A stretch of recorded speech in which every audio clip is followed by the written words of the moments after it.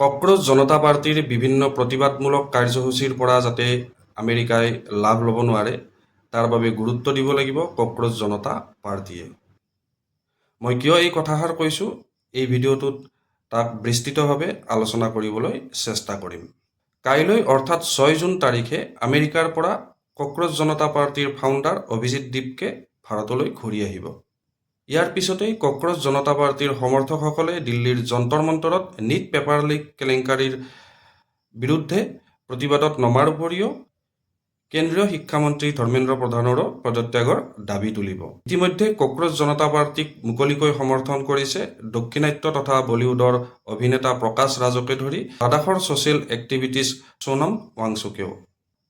অনাগত দিনত কক্ৰোচ জনতা পাৰ্টিয়ে বিভিন্ন প্ৰতিবাদমূলক কাৰ্যসূচী ভাৰতৰ বিভিন্ন স্থানত কৰিব বুলি অনুমান কৰা হৈছে। কক্ৰোচ জনতা পাৰ্টিৰ প্ৰতিবাদমূলক কাৰ্যসূচীবোৰৰ লগত আমেৰিকাৰ প্ৰসংগটো কিয় টানি আনিছোঁ? কাৰণ যিকোনো এখন দেশত আভ্যন্তৰীণ সংঘাত সৃষ্টি হ'লেই আমেৰিকাই তাত হেনচকু দিয়ে বুলি ইতিমধ্যেই ইৰাণ, ভেনিজুৱেলা অথবা কিউবাৰ ক্ষেত্ৰত দেখি আহিছোঁ। বিগত মে' মাহত আমেৰিকাই বাংলাদেশৰ সৈতে এটা চুক্তি সম্পন্ন কৰে।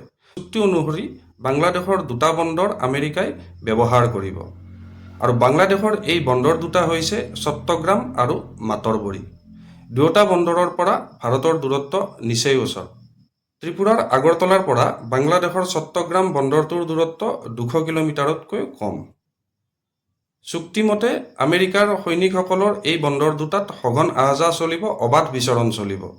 যিহেতু উত্তৰ পূবৰ পৰা বাংলাদেশৰ এই দুয়োটা বন্দৰৰ দূৰত্ব নিচেই ওচৰত, গতিকে যদিহে বিভিন্ন প্ৰতিবাদমূলক কাৰ্যসূচীৰ দ্বাৰা ভাৰতৰ ভিতৰখন অশান্ত হৈ থাকে, তেতিয়া আমেৰিকাই বিভিন্ন প্ৰকাৰে ভাৰতক আৰু অশান্ত কৰি তোলাৰ চেষ্টা অব্যাহত ৰাখিব। আমি ইতিমধ্যে আমেৰিকাই ইজৰাইলৰ সহায়ত ইৰাণক অশান্ত কৰা দেখিছোঁ।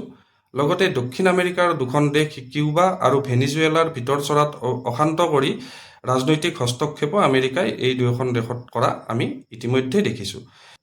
এনেবোৰ কাৰণতে আমেৰিকাক মুঠেই বিশ্বাসত ল'ব নোৱাৰি আৰু ট্ৰাম্পকো বিশ্বাসত ল'ব নোৱাৰি। কক্ৰোচ জনতা পাৰ্টিৰ সমৰ্থকসকলে এইটো মনত ৰাখিব লাগিব যে তেওঁলোকৰ বিভিন্ন প্ৰতিবাদমূলক কাৰ্যসূচীবোৰ যাতে শান্ত হয়, প্ৰতিবাদমূলক কাৰ্যসূচীবোৰ যাতে হিংসাত্মক নহয় আৰু প্ৰতিবাদমূলক কাৰ্যসূচীবোৰৰ দ্বাৰা যাতে ভাৰতৰ ভিতৰচৰা অশান্ত নহয়।